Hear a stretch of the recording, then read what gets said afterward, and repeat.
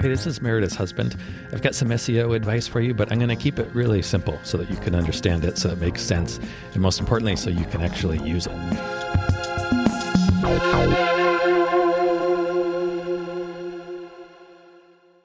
Hey. Hello. How are you? I'm wonderful. How are you doing? I'm good. How's your day been so far? Yeah, so far it's good. Oh, good. I dropped our dog off today. At his Friday, I don't know what it is, play date, or you get to play with a bunch of other dogs. Play for school? the day. Play school? Yeah, exactly. Yeah. And how was that? It was good. He's very eager. When he realizes where we're going, which is usually a few blocks from our apartment, he starts pulling. He's like, oh, yeah. We have a 13-month-old Shih Tzu named Marcel, if we haven't mentioned that. Yes. And another 10-year-old named Buster, who you'll probably hear barking at some point. Perhaps. So I told somebody this week about my new, you know how last week I announced that people could subscribe and help support the podcast? Yeah. I told somebody, and they said, oh, are you on Patreon? I said, no, I'm doing it myself. Just doing this. People subscribe right through the website. And they're like, why don't you just do Patreon? Yeah. And I was like, well, that's a good question. That's a valid question. And there are several reasons, and those reasons apply to more than just Patreon and this podcast. Really? They apply to SEO. Yeah, lots of things. So I kind of wanted to touch on that. Yeah, It's a really good question. Yeah, because so many people are on Patreon. Yeah, of course. It's very easy. Yeah. It's super easy. Yeah. Patreon is great. Don't get me wrong. I think it's fantastic. But it makes an otherwise perhaps complicated process of setting up a payment solution. It makes it a lot easier. Yeah. And that's what that's the big selling. And anytime, in general, when something is made very easy. Like Vel. Vel? You mean What Zell? is it called? Zell. Zell. Welcome to my life. Like Zelio. Like, honey, can you fix this for me, please? Can you turn down the refrigerator?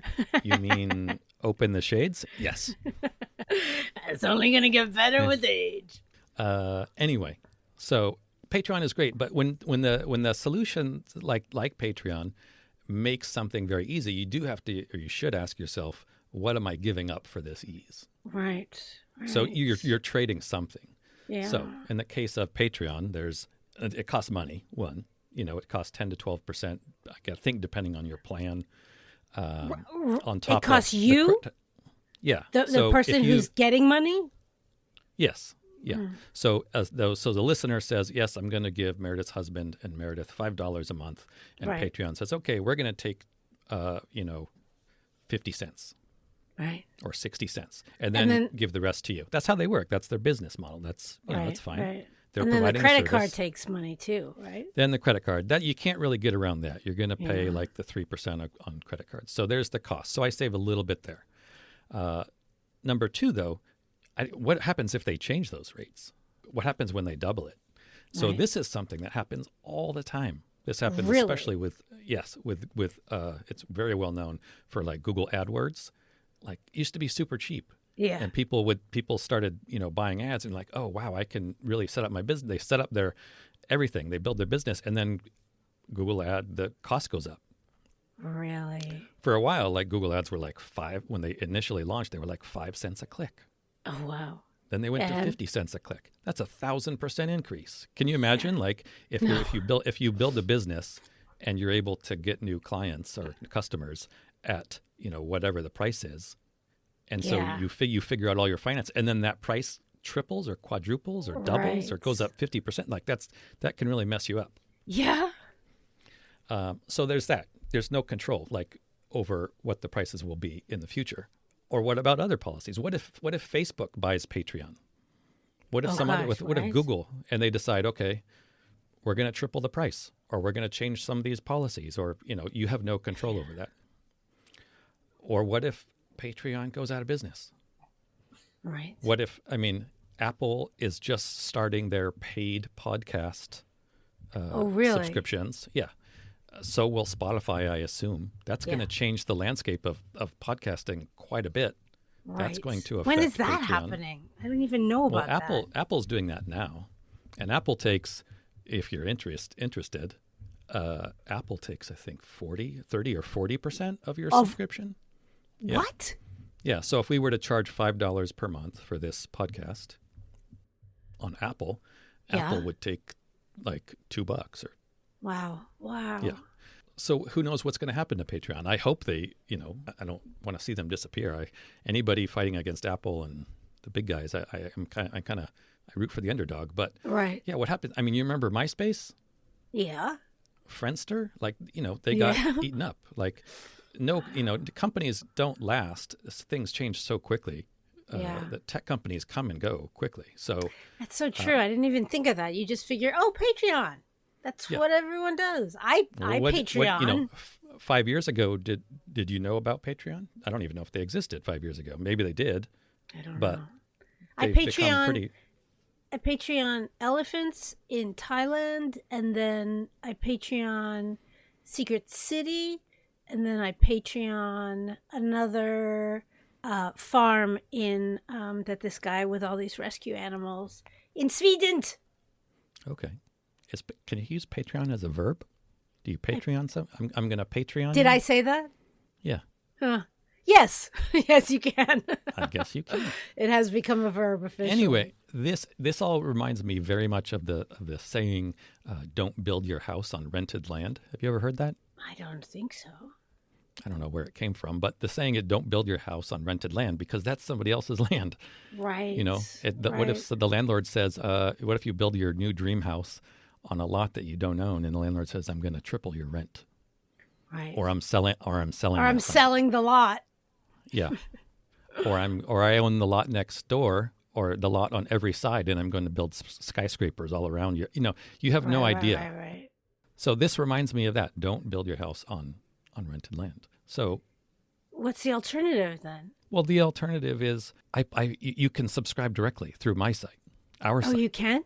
Yes. Yeah, so people subscribe. And so I'm on Kajabi, by the way. If you ever are thinking of building a coaching program or putting a course online or a podcast, I do highly recommend Kajabi. Kajabi is awesome. How do you spell that? Kajabi.com. Okay. I've tried a whole bunch. Kajabi. I have no idea. It sounds like something you like Miss Piggy would scream before she waxed Kermit. Kajabi. Kajabi. Yeah, that's pretty good, Miss Piggy. Thank you. Anyway, so Kajabi is my solution. It's where I host this podcast. It's where I host my website, my blog. I put courses on there. I deliver client projects on there. I do everything on Kajabi. It does everything. My email marketing, all kinds of stuff. And it is more expensive than some of the other solutions, but I've tried others. And Kajabi, I think on the basic package, I think it's $140 or $150 a month. If you do it monthly, if you pay for a year, it's like $100 or $110 or something. Okay. So that's, and some of the competitors are like $40 or $50 or $60 or $20. But I have learned kind of the hard way that it's not worth it. Good to know. Yeah. Anyway. So when people want to support the podcast, they just do that. There's no middleman. So and also, like if we go through Patreon, if you want to support the podcast, then you are Patreon's customer. Right. You're Patreon's client. I don't have your contact information. Right. You're not paying us. You're paying Patreon, and Patreon is then giving me a percentage, a commission, essentially. Now maybe it's a 90% commission. It's a lot of it, but you are Patreon's customer. Right. Patreon doesn't have an interest in building my business. They have an interest in taking a percentage of and building their business. Yeah, of course. So if I want to help coach you and your SEO, Patreon doesn't care. Like, right. Okay, they're not going to make anything off that. So I prefer to have this content be my own. I own the content. It's not on rented land. Good to know. Exactly. So this applies to other things as well, including SEO. Okay, tell us how. So when I have said you want to align yourself with Google's objectives, yes, that's because Google's algorithm is always changing. Their algorithm changes all the time, and it has throughout the years. Aren't everybody's algorithm always changing. Yes, Facebook, Instagram, Patreon, their policy. Patreon, Every eBay, website, they all have an algorithm that depends how often you get seen. And those algorithms always change. Interesting. And it changes and they change because people seem to learn them. People learn them. They want to make money. I mean, these companies want to make money, so they are adjusting their algorithms so that they can maximize their profits. Now, that's not a terrible thing. That's what companies do. That's their company.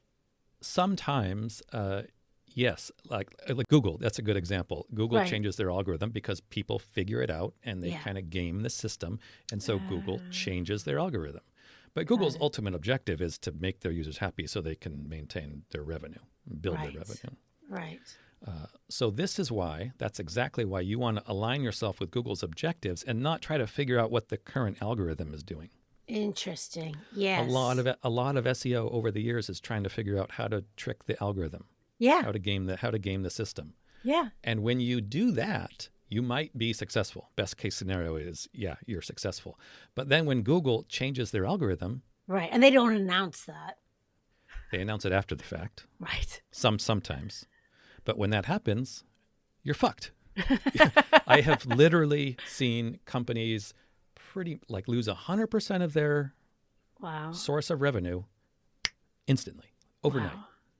And they didn't know it was coming. They know after the fact. Google puts out an announcement. I mean, at that point, it's obvious. Right. Many people will know. But they will put out a little, tweet or something. Hey, we made an update. It's about XYZ. If you lost your business, sorry, shouldn't have been doing that anyway. Right. That's kind of what happened. That's the history of SEO in 30 seconds. So align yourself with Google's objectives, and you protect yourself against that. Right. And Google's objectives are? Remember, they want to send they don't want to send their people to a website that's figured out how to trick the algorithms. They want to send their people to a quality site, a good experience, unique content. Right. Authenticity. So that's your objective. Make a really good site for your users. Good. That's where Google wants to send people. Yeah. There's actually been a saying in SEO that content is king. Yeah, It's been around for like 20 years. It's even one I of the know first, that. Yeah, it's like the first thing I heard even before SEO was known as SEO. Right. And it was, it's not the fun, sexy part of SEO, like trying to fool the algorithm. That can be more exciting. But it is the only thing in SEO that has remained true for 20 years. Right. It's it. So attention is almost the currency of today. Like everybody is vying for attention. Getting people's attention is tricky. It's hard. It's I think harder than it used to be just because we're bombarded with so much stuff all the time, 24/7. So getting people's attention, if you can do it, that's great. And that's why I say, you remember when I said, I think in episode 5, think of your blogs as resources. Yes. Because resources that will get people's attention. Yeah. Once you have somebody's attention, don't put it on somebody else's platform. Right. This podcast is not on Patreon. Right. If you have a really great resource, Yeah. Don't put it on Facebook, on LinkedIn, on TikTok, wherever you're going to put it. Those companies are great because they have a lot of eyeballs. That's where you can get somebody's attention initially. But if you have your resources, your true resources that people really value, that should be your own. Right, and that goes on the website. Right. On your own, on your blog, on your core, wherever it is, you want to maintain control of that so that you are in direct contact with your clients and your customers. My question is, but you can, let's say you have a really good blog / resource. You can you post that on Facebook and or Instagram and it's still yours? Sure. Do you know what I'm saying? Yes. Does it behoove you?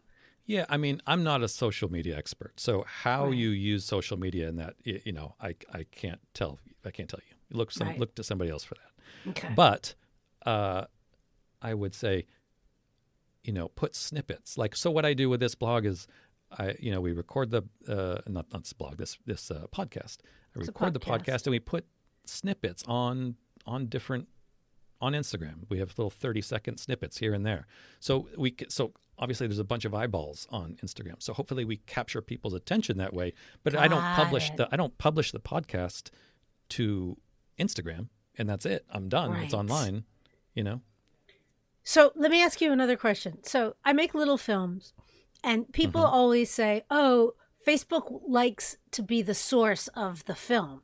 They want right. course So they do, you up. yes. So that's why they want you to upload your film to Facebook.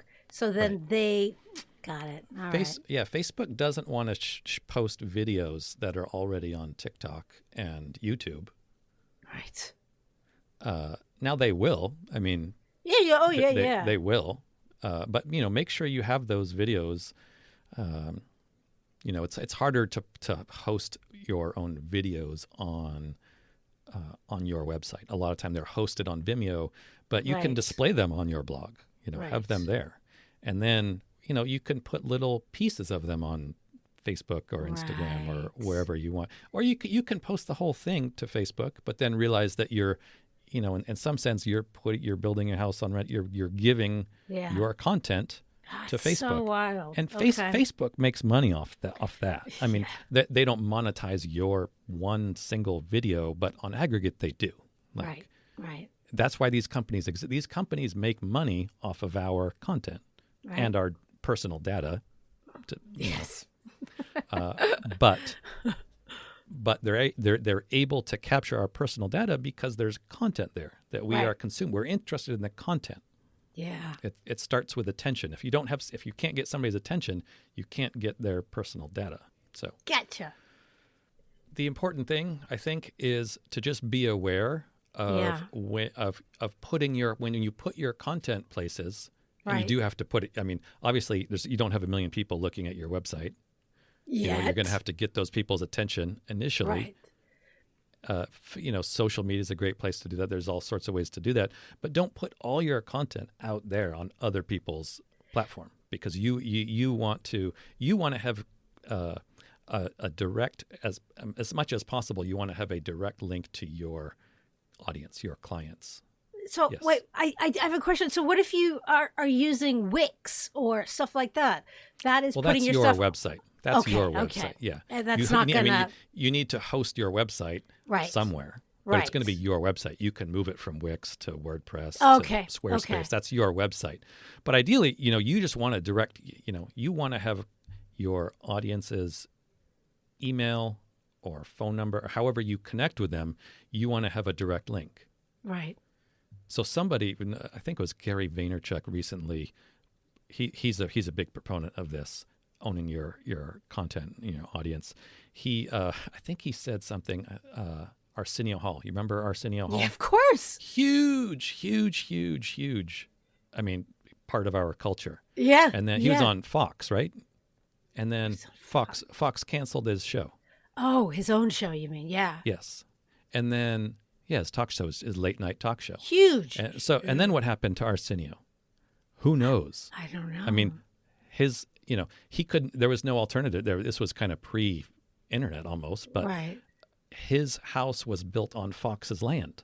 When Fox said, we're not renting you land anymore, what happened to Arsenio Hall? He disappeared. It's like He did disappear. to most of our society, he just fell off the face of the earth because he didn't own, and again, nothing against Arsenio Hall. This option was not available, but he did not have that direct connection to his audience. He relied on Fox to provide it to him. And when Fox said, we're not providing it to you anymore for whatever reason, Arsenio's gone. What if Arsenio had his own, YouTube channel, or what if he had everybody's direct email and said, hey guys, I'm over here now, come check me out. Right. He could have done that, but of course, That not an wasn't option in the not in the option 80s. in the 80s. Yeah. But that's an example when somebody else owns your land and they just decide, I'm not going to rent this land to you anymore. Right. You got to have a backup plan. Gotcha. Know that things change. They will change. It is constant. Just because Facebook is a behemoth now, doesn't mean it always will be. Or Google, like these guys will. The only constant is change. Yep, that's for sure. I hope that helps. I hope that makes you think about things. Yeah. In a little different way, and about what you're doing. Yeah. It gives one pause. Yeah. But not 4. Ha ha ha. 4 paws. We can walk around in. Thank you. I don't understand. Pause. P-A-W-S. Pause. Oh, right. Okay. Thank you. The best jokes are the ones you have to explain. That's what I say. All right. Thank you, everybody. Thank you. Hey, thank you so much for listening. We really hope that you find this helpful and useful. And if you do, what you could do for us as a thanks would be to, drumroll please, yes, leave a review. Yes, everybody says it, I know, but it really does make a difference. Take 3 seconds, leave as many stars, say something really nice about what you like about the podcast and maybe why other people would like it. It would mean the world to us, especially my husband. That better? All right, I'm going to try one where I'm not going to be charming.